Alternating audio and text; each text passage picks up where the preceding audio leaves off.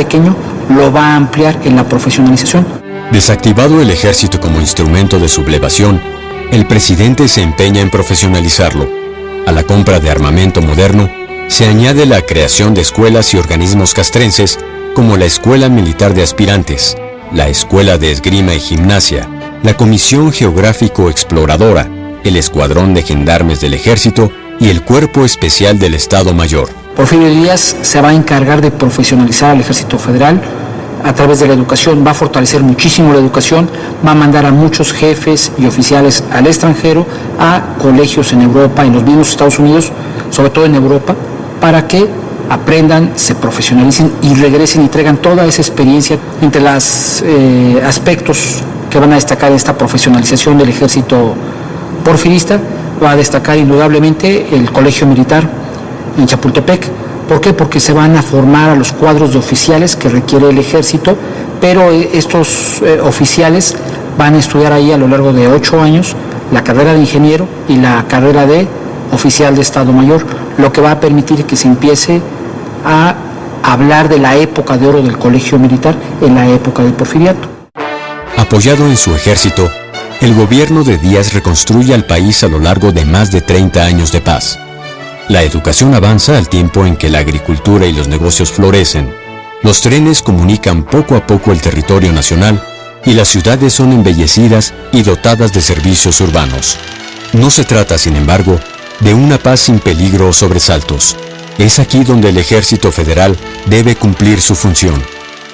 Este ejército va a librar 3 grandes retos, lo que es la guerra contra la Pachería en el norte, la guerra de castas en Yucatán y la guerra contra los indios yaquis en Sonora. Estos 3 campañas van a ser un gran reto para el Ejército Federal, de las cuales va a salir bien librado. Porfirio Díaz, para principios del siglo XX, va a tener un país completamente pacificado y sin ningún problema de corte militar. Al celebrarse el centenario de la independencia en 1910, la estabilidad del régimen porfiriano es solo aparente.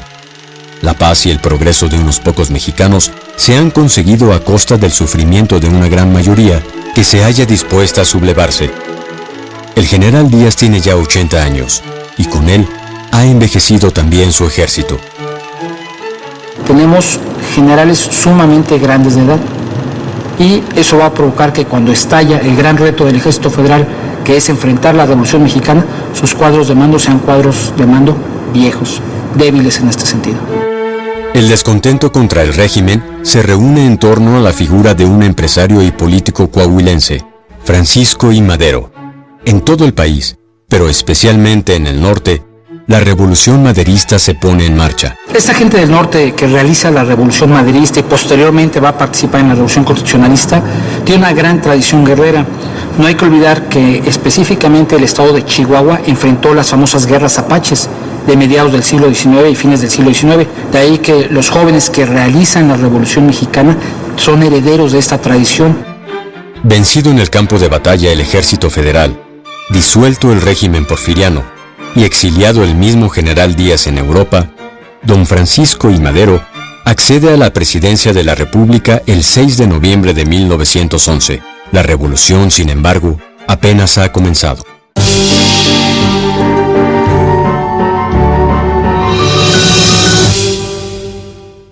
¡Por Nacho! ¡Por Nacho! ¡Por Vicky! ¡Por Ernesto! ¡Por Carlos! ¡Por Héctor! ¡Por Víctor! ¡Por Raquel! ¡Por Yolanda! ¡Por Dulce! ¡Por Cristian! ¡Por Juan!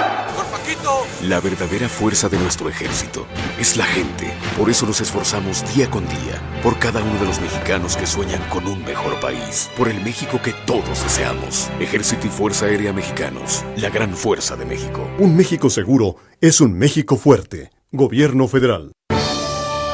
Por su voluntad y su gran valor. Por su disciplina y su servicio a la patria. Por su valentía y su amor por México. Reciba esta medalla por ser la mejor mexicana y mi ejemplo a seguir. Ellos son los hombres y mujeres que dan la vida por ti. Unidos somos la gran fuerza de México. Con valor, construimos los cimientos de un México seguro para ti y tu familia. Vivir mejor. Gobierno Federal.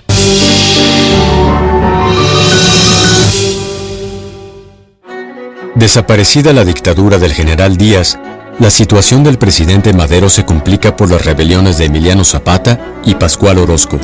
En febrero de 1913, en la capital del país, un grupo de militares levanta a las tropas de la Escuela Militar de Aspirantes y del cuartel de Tacubaya en su contra.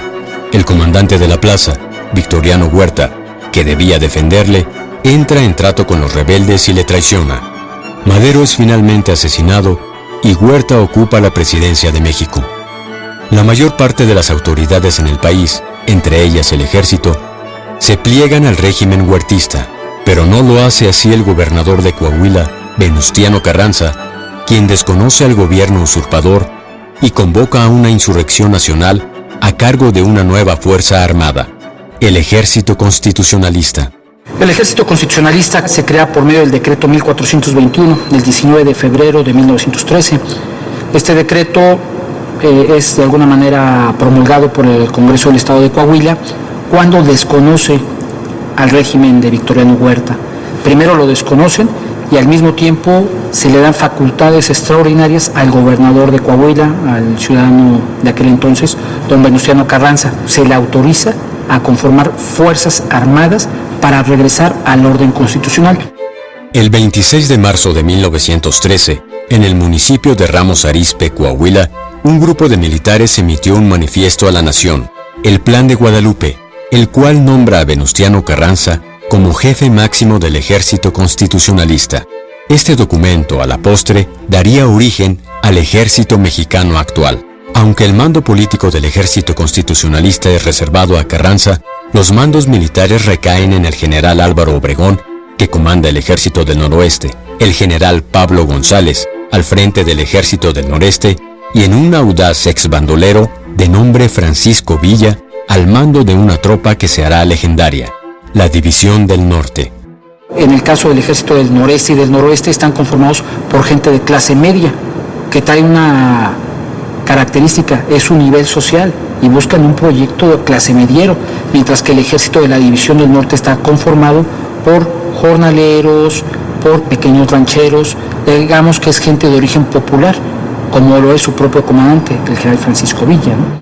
Al margen del Ejército Constitucionalista, un ejército campesino opera en el centro del país con el mismo propósito de derrotar al huertismo. Es el Ejército Libertador del Sur, conducido por el general Emiliano Zapata. Es un ejército localista, es un ejército regional, está conformado por campesinos del estado de Morelos, de algunas regiones de Puebla, de Guerrero. Este ejército se va a conformar en pequeñas partidas de 200 a 300 hombres, van a librar una guerra de carácter irregular, es decir, a través de la guerra de guerrillas. Amagado en la capital por la guerrilla zapatista, el ejército de Huerta es derrotado en el norte por las tropas constitucionalistas, especialmente por los hombres de Villa, que obtienen una victoria decisiva en Zacatecas.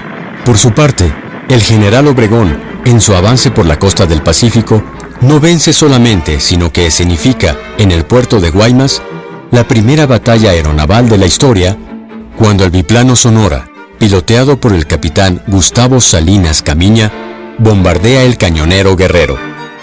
En agosto de 1914, la derrota del huertismo es completa.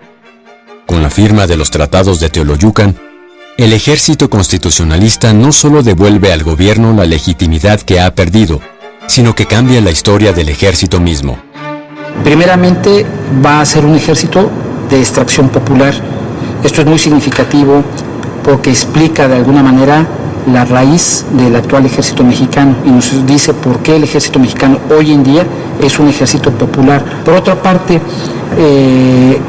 ya no va a haber leva, y como no hay leva, el ciudadano que conforme al ejército constitucionalista, posteriormente al ejército nacional o ejército mexicano, va a ser un ciudadano convencido, va a ser un soldado voluntario. Y el tercer punto es que este ejército constitucionalista